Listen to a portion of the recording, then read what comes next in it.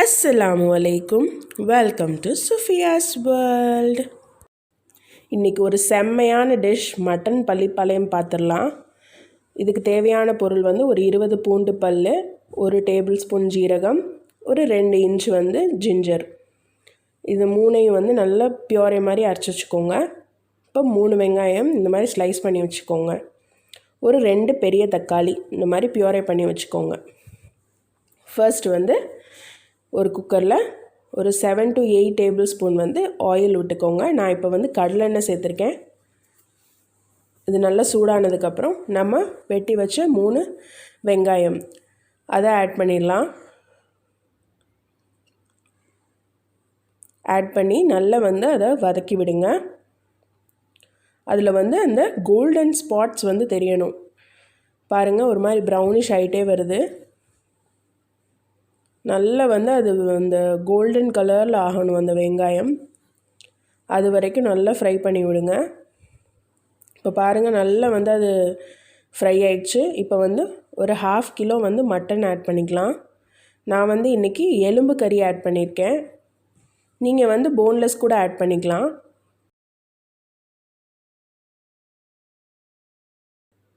இப்போ நல்லா அதை மிக்ஸ் பண்ணி விட்டுருங்க. அந்த ஆனியனும் அந்த மட்டனும் நல்லா மிக்ஸ் ஆகணும்.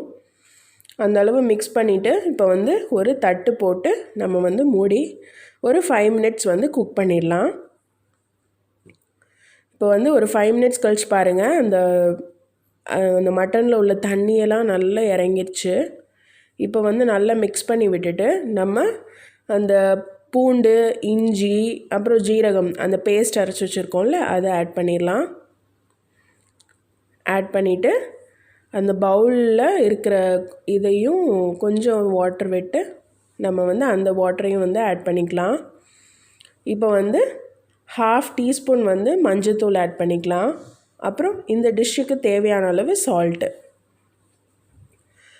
இப்போ ஒரு 1/2 டீஸ்பூன் கரம் மசாலா ஆட் பண்ணிக்கலாம். போட்டு நல்லா அதை மிக்ஸ் பண்ணி விட்டுருங்க. அந்த மட்டனோடு அந்த மசாலா நல்லா மிக்ஸ் ஆகணும்.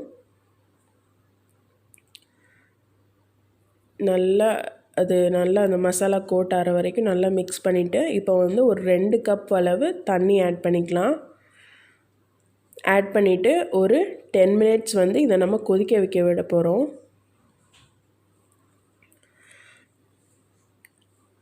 இது எதுக்கு பண்ணுறோன்னா, அப்போ தான் அந்த மட்டனில் அந்த உப்பெல்லாம் இறங்கி நல்லா ஜூஸியாக இருக்கும். இப்போ மூடி போட்டு ஒரு 10 மினிட்ஸ் வேக விட்டு இது பார்த்திங்கன்னா நல்ல ஒரு 1/4 இது கம்மியாயிடுச்சு பாருங்கள். இப்போ நான் என் பேபிக்காக கொஞ்சம் அந்த வாட்டர் எடுத்துக்கிறேன். இது நல்லா விரும்பி சாப்பிடுவாங்க. நீங்களும் ட்ரை பண்ணி பாருங்கள் இந்த மசாலா வாட்டர். இப்போ 2 தக்காளி ஆட் பண்ணிக்கலாம்.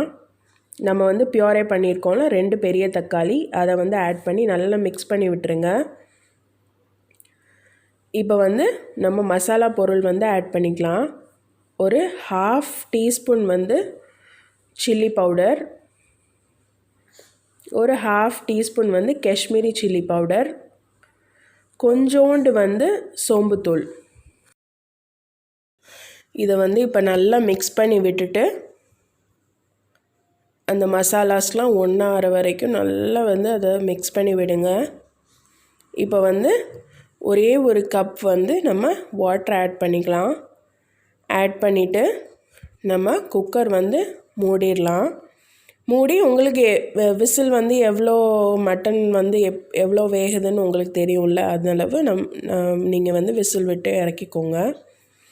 இப்போ பாருங்கள், ஆஃப்டர் ப்ரெஷர்லாம் அடங்கினதுக்கப்புறம் எப்படி இருக்குது பாருங்கள். இது நீங்கள் வெறும் சப்பாத்தியோட வெறும் ரைஸோடையே பெரட்டி சாப்பிட்லாம். பட் இது பள்ளிப்பாளையம்னால நான் இப்போ நெக்ஸ்ட் ப்ராசஸ் ஆரம்பிக்கிறேன்.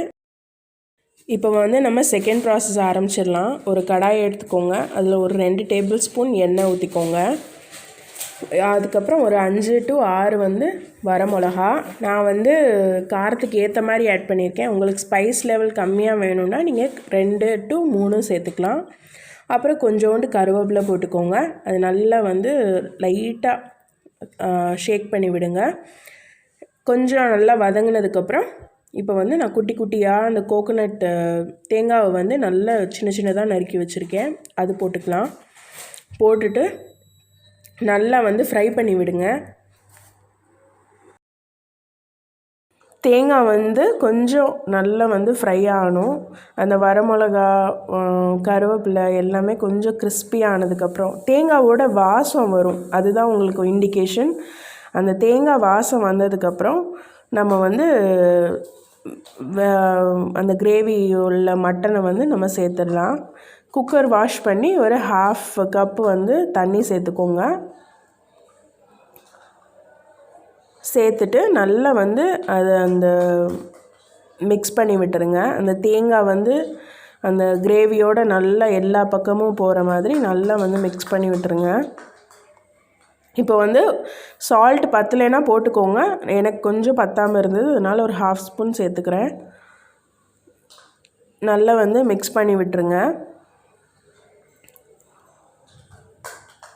அடுத்தது வந்து பெப்பர் பவுடர், கொஞ்சம் இந்த கொரன்னு அரைச்ச பெப்பர் பவுடர் ஒரு 1.5 ஸ்பூன் சேர்த்துருக்கேன், 1.5 டேபிள் ஸ்பூன். இது வந்து உங்களுக்கு அதாவது வரமிளகா காரம் பிடிக்கும்னா அது அதிகமாக சேர்த்துக்கோங்க, இல்லைன்னா இது கம்மியாக சேர்த்துக்கோங்க பெப்பர். அப்படி இல்லைன்னா ரெண்டும் ஈக்குவலாக கூட சேர்த்துக்கலாம், அது 2 to 3. அப்படி இல்லைன்னா இது வந்து ஒரு ஸ்பூன் அளவு சேர்த்துக்கோங்க. இப்போது நல்லா மிக்ஸ் பண்ணி விட்டுட்டு ஒரு 10 நிமிஷம் வந்து ஸ்லோ ஃப்ளேமில் வச்சுருங்க. இப்போ ஆஃப்டர் 10 மினிட்ஸ் பாருங்கள், லைட்டாக அந்த ஆயில் வந்து கொஞ்சம் பிரிஞ்சிட்டு வருது. இப்போ வந்து கொத்தமல்லி ஆட் பண்ணிக்கலாம். ஆட் பண்ணி நல்லா வந்து மிக்ஸ் பண்ணி விட்டுருங்க. மிக்ஸ் பண்ணி விட்டுட்டு இன்னும் ஒரு 10 மினிட்ஸ் வந்து ஸ்லோ ஃப்ளேமில் குக் பண்ணுங்கள்.